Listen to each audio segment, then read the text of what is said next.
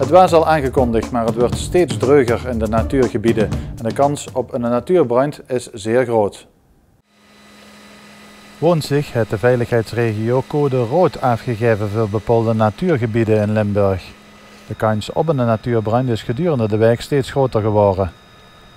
Woensdagmiddag brak de brand uit langs de Fietsersbrug bij de Heinsbergerweg in Melik. De brandweer van Remun wist te voorkomen dat het vuur zich helemaal verspreidde. Opvallend was dat er sprake was van 2 brandhaarden aan 2 kanten van het fietspad. Mogelijk dat op beide plaatsen sigaretten zijn weggegooid. Het roken in buitengebieden wordt in zijn geheel afgerooien. En op het moment dat EMS brand signaleert, moet er meteen 112 bellen.